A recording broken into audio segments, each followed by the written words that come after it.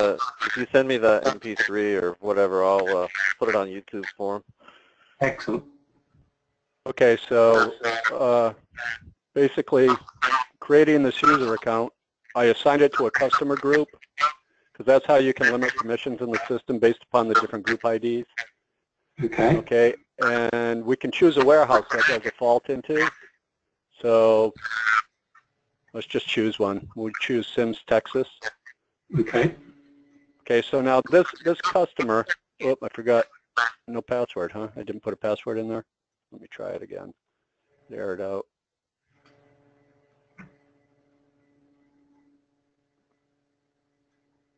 And if I remember correctly, we don't have the capability to delete warehouses, right?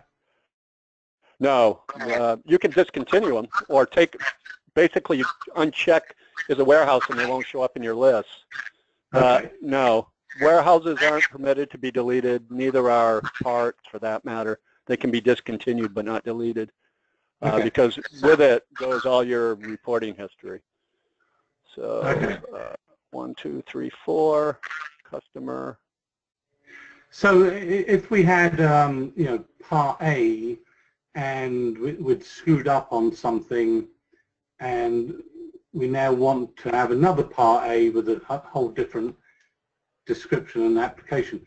If we retire the first part A, will it not allow us to use the word part A again? Well, you can rename it. Oh, okay, so you do have that capability. So we could rename the one we're going to retire, like obsolete part A, and then have a new part A. Or you could just rename the old part to the new part name, and it will change all your history for you. It goes through and it changes everything in the database. So if you wanted to continue to, you know, to track it by the old name, yeah, you wouldn't want to rename it. But if you didn't care, if you just wanted to rename a part, you can do that too. It really depends what sort of visibility you want on the old name. Yeah, so for example, if we had a part, we wanted to retire it, we could call it obsolete part A to rename it. Right. And then we could start with a new part A. Right. Okay, good. Okay, so I set user A up. I gave it a password, so let's check, see if we can log in under user A.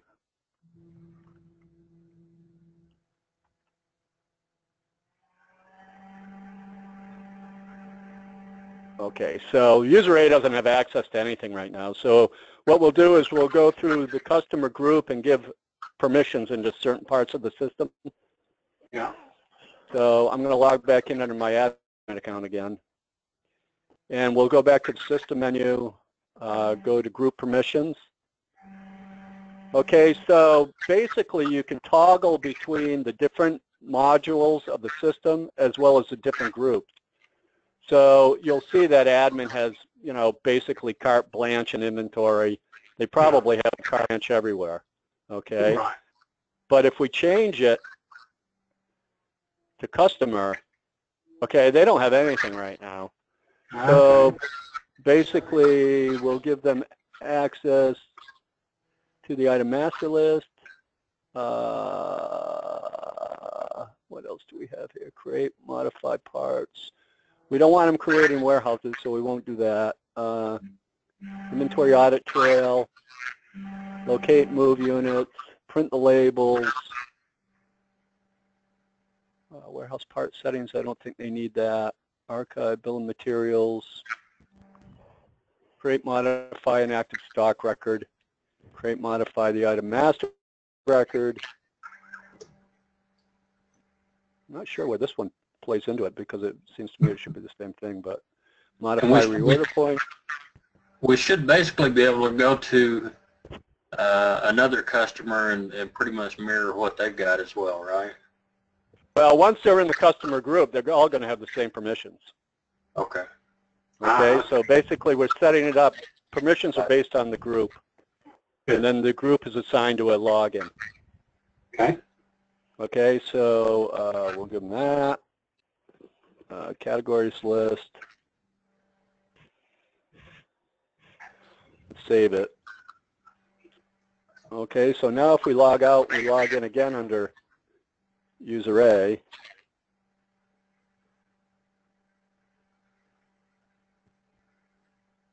What was that password, so we know? 1, 2, 3, 4. Oh, okay. 1, 2, 3, 4. Highly- So basically now you'll see when they log in, they're locked right into their warehouse. Okay. Excellent. Yeah. Okay, so basically they're in there now and they have access to inventory, so they can. Did we give them edit capabilities? I don't know if you want to give them edit capabilities on a part or not. But in order to change that, all we'd have to do is go back out. Yeah, Log in they again under admin. because this is like their own little world, so we give Right. them full permission in there. That's fine. That works then. Let's put a couple more. Looks like there isn't much in their warehouse. So these parts are global across all warehouses. Yeah. So, you know, you don't have, well, maybe I should rephrase that. If you want to enable a part for a warehouse, you need to go into the item master list under the admin account, click on a hyperlink for the item ID, and you'll see here where what warehouses this is active in, okay? Right. So the global overview is just that. It's just a total blanket overview, but it's here that you can assign it to a specific warehouse, and Correct. or you can start with a specific warehouse, and then when you come back here, you'll see everything. You'll need to be in all warehouses to see everything. Okay, Yeah, so what if we were in user A warehouse? So let's say I'm user A, and I go, oh, okay, well, I want to create a part. I want to bring a part into here. If I put it into here, and then as admin, you know, us as Medex, if we then go into the all warehouses, it will show that part in that master list. Yeah. correct. Good. Good. So but it's all dependent upon this option here. There's a system setting. So if you're in the Cow X warehouse and you create a part under user A, it'll only be in that warehouse. So if you want to share it among other warehouses, you would have to go into that link, hyperlink from the item master list and check off the warehouse you want to put it in. Okay. Now you're doing this as the customer? As the customer, we'll do it. I'll show you how it works. Okay, so if I log out here and I log in again,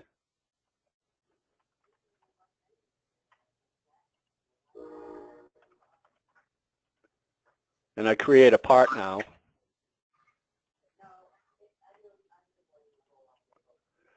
I'm just going to BG Walker. This way I'll get rid of it when I'm done with it. Yeah. Because even though you can't delete parts, I certainly can delete parts. Right. And have on a number of occasions. Okay, so I'm going to save BG Walker. And if I come in again under admin,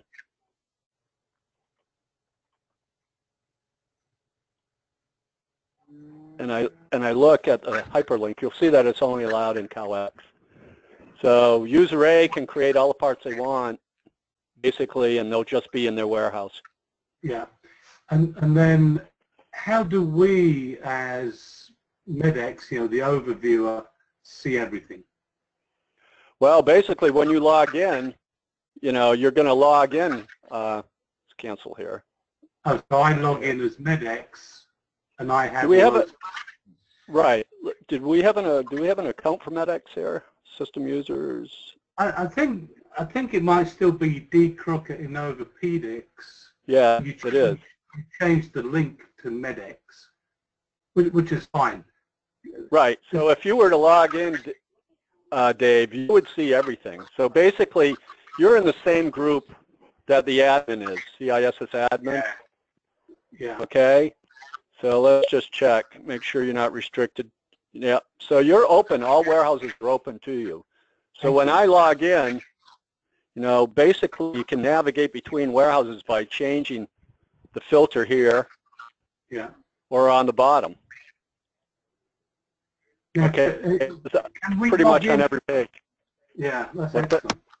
So can we log in as CISS or we log in as DCROOK in Orthopedics?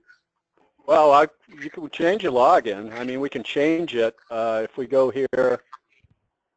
Yeah, let's change it to something. Why don't we just change it to Medex admin? Yeah, that'd be good.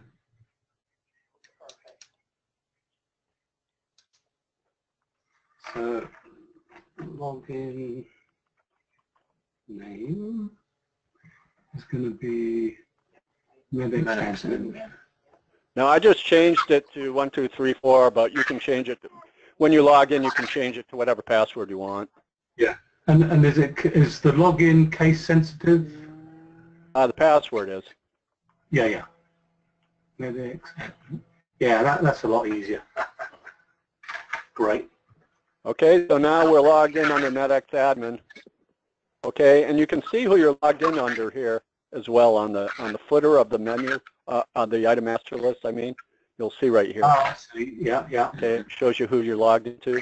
And again, navigating warehouses is simply changing the warehouse that you want to look at. Now going back to Medex admin, can I see the one you just created, Ben Walker? User A, you mean, or? Well, so now I want to look at this global. Okay, right. So go back to inventory. Just we're in all warehouses. You just do BG Walker. Oh, okay, excellent. Okay, and it'll find it for you. Great. You've thought this through, haven't you? Perfect. So then, you know, you have all these attributes or of the item that you can manage as well, categories, center codes, default suppliers, default location. This is basically whenever you receive into the system, it'll automatically put it into that receiving location. Now, so your end users will be managing their own space, right? Their own warehouses and locations. Right. So for example, let's say now in the beginning we'll set them up. But so for example, let's say we're in there and we want to set up user A with all of their inventory. Mm-hmm. But as I mentioned, for every screw, every nut, every bolt, every instrument that has to be reported to the FDA, and we're going to have you work on that link eventually. FDA requires, I think it's 63 distinct data fields to be reported to them. Lot number, part number, patient ID, social security, it just goes on and on. Can we, for an individual part, can we create those 64 data fields? No, we'll have to do it because it has to be changed in the database. So we'd need to have a list of those fields and we'd have to add them. But you wouldn't have to do it for every time we're doing this, would you? No, you just basically add it to the database, then it's available. But some fields will probably go on the customer records. Some fields will probably go in the parts table. Other fields will probably be recorded at when you're doing the, recording inventory receiving. Yeah. So we need to see a list of the fields and then work with you guys to figure out what tables they need to go into. And then we'll have to change these screens. Okay, so you have access to them and are able to edit them. Yeah, because we would want, obviously different screens from standard warehouse. Well, the important thing you to do, and then once that's done, we'll have global access, because you wouldn't be wanting to create these for thousands of parts. That'd be our job. Right. So you just need to set this up. Okay, well that's not a problem. We'll just Can you get us that list of the 60 fields? Yeah, I'll send it over, and I'll, maybe that's a downstream meeting. I'll get our regulatory guy to listen in and see where we would need this information. Because ultimately what we'll do, and this is something, obviously we would pay to have you do, we would want, all the typical part number, item number, etc. But then there's these, I think it's 63 data fields that we'd want that would be globally used every time we put a part in. And then what we would want to do is have an automated link where when FDA needs this information every quarter, we can just extract the information from those 64 fields and pump them up to the FDA. So, so the key thing is that you can do it and totally understand it's something we would contract to do. So we can proceed on as is, and we'll just do that as another action item, and I'll get you those data fields so you can look at it at least. Good. Okay, keep on trucking. Okay, so we're looking at the attributes for BG Walker. Wherever you see a form group, that's an expandable list. Okay, so basically under general, we have item ID description. It'll tell you when it was recorded, created, a category. So again, once we have those fields, what we'll need to do is, first of all, add them to the database, and then we'll go into here through the customize screen. We'll actually change the labels and the fields they're pointing to. So this is a very powerful. This is where our 64 data fields would potentially be inserted. Correct. If they're recorded on the part itself, yeah, absolutely. This is where they'd go. So, again, these fields, these certification fields. Right. I don't believe anyway. So what I'm doing here is simply changing them. Now your users don't have access to this, but you'll notice now that when I go back in and look at the screen, there's nothing there. I wonder why that didn't disappear. Customize. I'll have Zach look at that. That should have disappeared. Certifications and inspections. So you can change. Really, the only thing you really need to change in here probably would be labels, field labels. Yeah, it looks like it. Good. Because it's a dangerous field types. Yeah. And when you change a field type, you run the risk of telling the program that draws these screens to put text values in integer fields, and SQL doesn't like that very much. Yeah. It basically gags. Okay, so go back to the item master list. Could you show us how? So we've created user A. Right. Now, in our world, if user A was an OEM, he could have potentially 10, 15, 20 distributors under him. Now, the distributor to us can be another warehouse. So could you show us how, and so user A would want to see what's going on in his various sub users. Okay. So we'll go back into system users and choose user A. Yeah. And under here you can specify extra warehouses. Set up. Excellent. So this is good. So let's say, for example, user A has a distributor B. Yep. So we can set up a warehouse as distributor B, so even he could poke around in his little world and see his inventory, etc. Right. But user A, if we assign him from this list, would be able to see what distributor B's got going on as well. Is that correct? That's correct. So if you see now, user A is DC. So again, I'll log out, log in as user A. 1, 2, 3, 4. Okay, so now he can jump between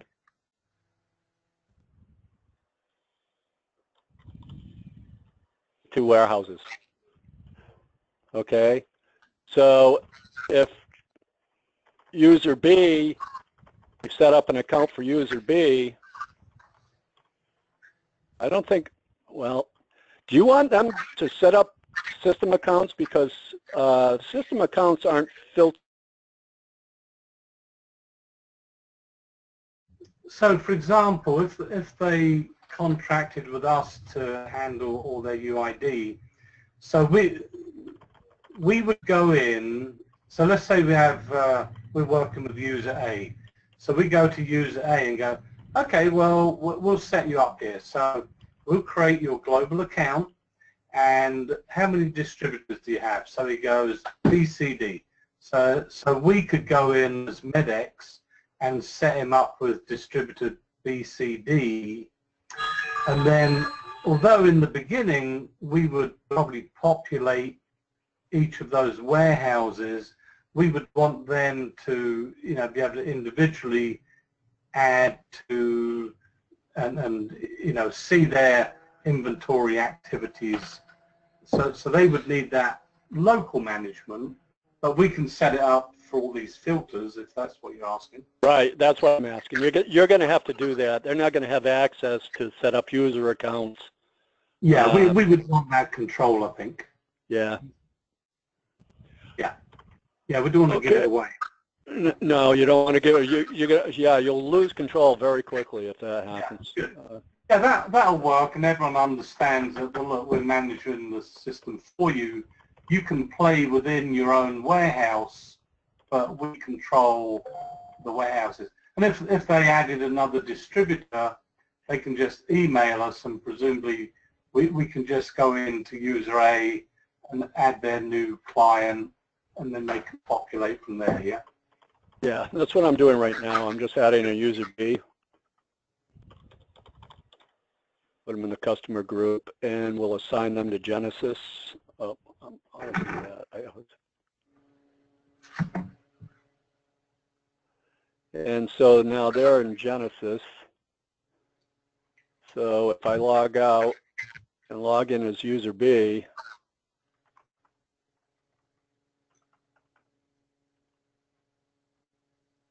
you'll see that they're in the Genesis warehouse. So now that's that scenario you described. User A will see both Genesis and Cowex, but user B, their distributor, only sees their one warehouse. Excellent. Okay? Yeah, perfect.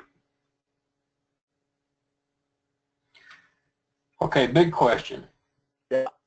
We have two different customers with two different needs as far as what they need to see in those fields. The example is CalX is going to be for cattle tracking. Do we need a whole nother program for them for different fields? No, that again is something you'd work with us to define, but it's here. When you're going to customize this list, right, you have, it's based upon the group again. So you can specify what fields that they can see and what fields they can't see. But again, it's for the group itself. So if you have even finer requirements, you're going to have to create multiple groups so they have different views. Okay. Right now, got it. But it's certainly doable, you know. Okay. But that's how you manage it. It's done in the screen sets. And these groups are the ones that we contract with you to create, and then we can use them. Yep. Right. Well, you can create the groups on the fly. I mean, if I wanted to, again, let's log in as Medix. If I go here and say Medix admin 1, 2, 3, 4, and go to system, everything, you know, with respect to security is driven from the system menu. If I go here and say system groups, I can create a new group. I'll call it distributor. Create one called cattle. Cattle? Yeah. Like that? Yeah. Right. Okay. We have a whole new world opening up, potentially. Let's see. So we're going to have to create a screen set.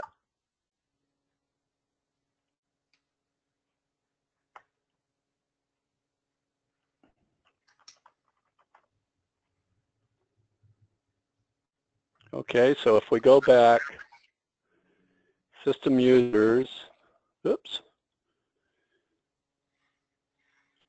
Okay, that was groups. System groups. So I'm giving it its own screen set now, okay? Yeah. So they have their own screen set. Let's see, let's go back into inventory. And what I'm going to do is I'm going to hide these values for cattle. So I would go into customized and uncheck shown. Okay. And you need to change the screen set first, right? No. Yeah, I guess you do. Yeah, because it loads it. Yeah, I'm sorry. I always forget that. You just disabled some stuff from, I don't know if it's saved. That's no biggie. Go back in and do it. Add them back in, but.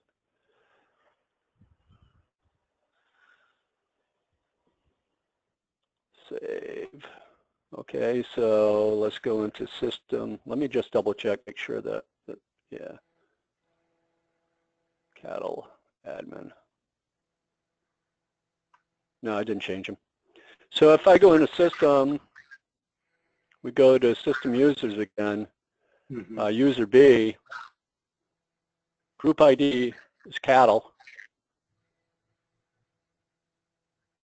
Okay, so now they're going to log in, they're going to be associated with the cattle group.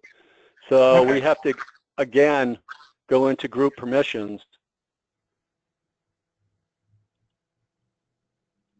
pick the cattle group, okay, and basically we're just going to give them access to the item master list, and, you know, just for demo purposes, the audit trail. So for example then, because this is something that came up yesterday. So in this scenario where we're using, you know, your software as the master, you know, database. So what we can do then, we get with you and we contract with you to create the item fields that are peculiar to the fields, and then they become part of that general pick list, and then we can get with you, you know, secondary activity, and we say, well, okay, for cattle, we need to be able to have, you know, number, gender, you know, I don't know a lot about cattle yet, but we'll be able to define, you know, certain fields for cattle. You know, got horns, doesn't have horns. So, and then we contract with you, and you put in those data fields, and then if we're on to an activity involving cattle, we just assign the cattle group, and then we just sort of peel out all of those user fields. But then if we're doing FDA, we assign, you know, the FDA group, and it peels out just those attributes. Is that sort That's of general. yeah, that's exactly how it works. Excellent. Excellent. This is great. Okay.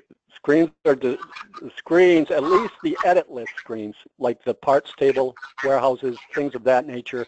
Anything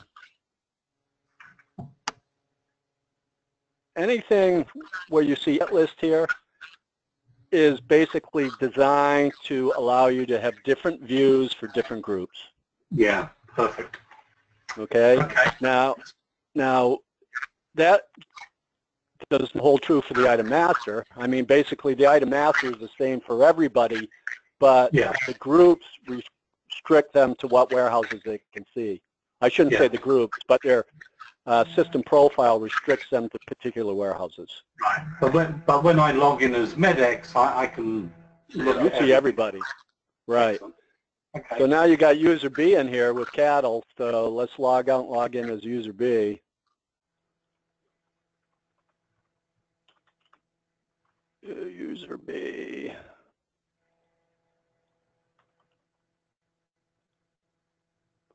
Now they have item master, okay, but if I click here, they don't have permission. They can't go in there and change it. They can't go in, well, they can go in here. I guess I gave them access to that, but. Now, so user B was a sub-warehouse to user A, right? Right, he's in Genesis DC, that's all he sees. Oh, that's why he's seeing all that stuff, okay. Well, we got to get Zach to fix that. This isn't right. He shouldn't be able to switch to all warehouses. Yeah. So that's obviously a problem. So hang on a second. I got to make a note of that so I can send it off to Zach. Yeah. Okay, looks like it will do what we need. I just want to make sure we separate those two and have different fields for each. Yeah, because cow world would be different from Oh, yeah, the code different. Need their FDA number.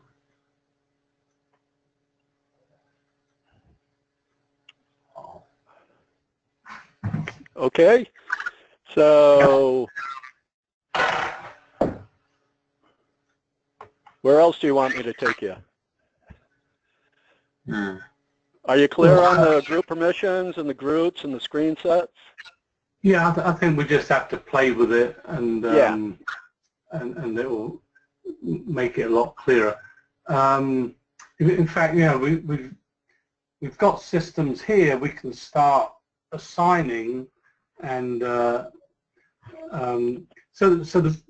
this is as an aside. So the big headache for me at the moment is, identifying these scanners so that we can begin to build these systems and understand how we in with a scan and log things out. What's that? What's that? Where are we with that? So we decided that we're going to return the ones that I sent you, right? Correct. And then we're going to look at the what's that one you liked? Well, the Coamtech seems to do what you need.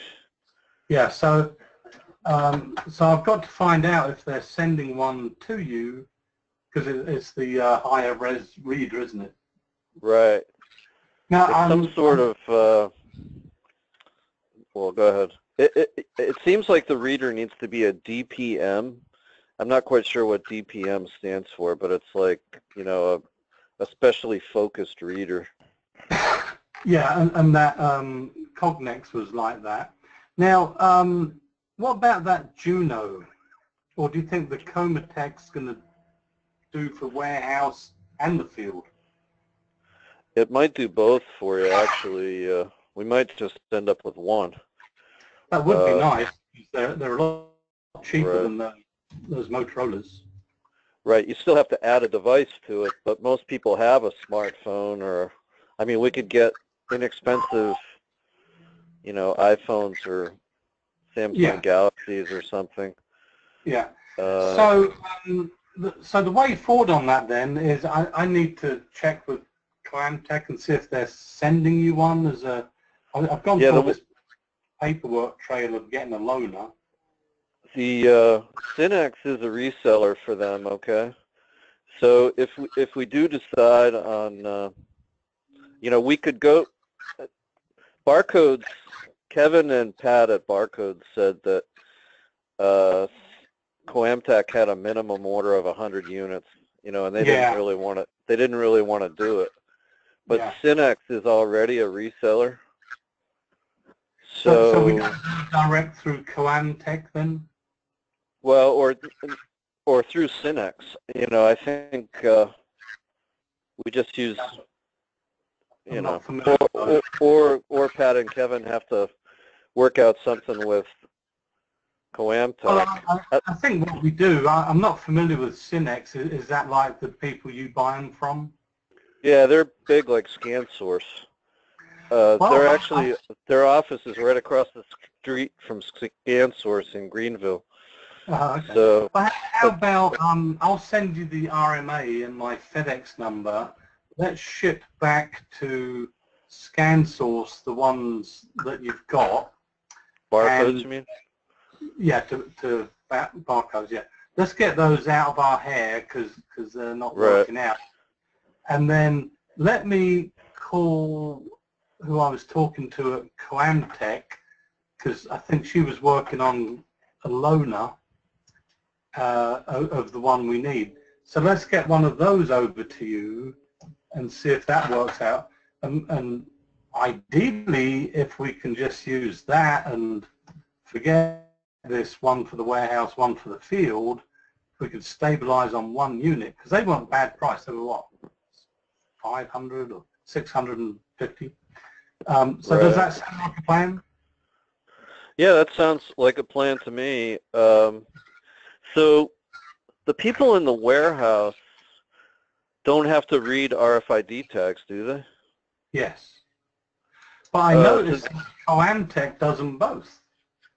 Right. But I was just, the big metal boxes that have the RFID tags on them are at the hospitals, right? No, they start off at the warehouse. Oh, you ship the whole box. Yeah, so at the warehouse, at the warehouse, or the OEM, they will get an empty box and they will have a pick list of all the parts that go in to make up, that lumbar system, and they have to scan and create that case, and then that case is shipped to the hospital. So both arenas have to be able to read both. Okay. So once the box is at the hospital, does the box come back or does it just get replenished? Both. It'll either sit with the sales guy and the OEM will ship them replacement screws or rods, or it will be sent on back to the OEM. They will replenish it and send it on to another hospital. Oh, okay. Yeah, so that's why you need both. The reason you need both as well, you can't read RFID inside the cases, but very often these cases will be shipped to the hospital. They'll get sterilized, and when they're done with that, they're wrapped in towels. You can't see them. So you need the RFID to be able to read through the towels to identify back to your database what's in there. Right, but there's only one RFID tag, which is on the box itself, right? Everything that's in the box has those etched 2D labels on it, right? Correct. Okay, so, yeah, that's perfect. Yeah, so, we'll actually probably put the little 2D label on the box as well, but, that's a visual thing. So that's why we want the RFID, so we can double dip. And whichever one they have to use, they can. So hopefully maybe then this Coamtech will double dip for both.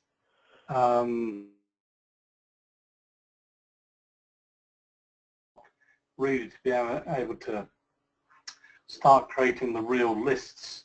And then presumably then when you've got it talking to your bill of materials here, they can scan and tell it that we're taking that out, or they can scan and tell it it's being added, right? Yep, that's yeah. That's the general idea. Okay, So let's do this. Yeah, I mean, the user would scan the kit, which is essentially the RFID tag or the box, and that'll populate a list of, we have to, I don't know how Benson is going to do this, but it could show a list of all the parts in the box. Yeah, that's very important. And maybe a checkbox as to whether the part is in the box or it's been issued out and needs to be replenished. Perfect. Yeah, because sometimes these boxes will ship short of the true bill of materials. You know, they might have been short of one screw. And so we'll need to flag it to the sales guy that, well, you know, this is what you meant to go see, but you see that item in red or, you know, however, we owe you that one. Right. Or, yeah, right. Or we're not going to charge you, right? Right. So the way forward then is I'll send you an RMA. Let's get that stuff back to those guys so I don't end up buying it. And then let me at least talk to Coamtech, the person there, to make sure they're on the ball to get you one we think works. And if they're falling on their face, let's get with those Synex guys. How do you spell that? SYNNEX. Jason Horton is my contact. Okay. So I think you have an email from me, I think, with Jason on it. If you search your email through me, you should see one with Jason. And all his contact info is in there. Yeah, that does sound familiar. Okay, well this is and warehouses, and so Amos, anything else you want to? No. Okay, I think right now then let us play with this. Do you have a user manual? Do you have a user? Yeah. Oh yeah, we got the manual, but this has been very useful. So let us play with this, and we can, you know, regroup again on additional training if we need it. Like I see, like say when you get going, it's sort of fundamental, intuitive. Yeah. So I'd say let's close it up here then. We'll start playing with this. I'm going to get the RMA to you, and we'll try and nail this Comatech down, and hopefully we can get that resolved, and then we can start playing with real warehouses and the like. Cool. Great. Okay, sounds good. Okay, I appreciate your time. We're close, I think. Okay. Okay. Okay, Have a good day. And you. Bye. Okay.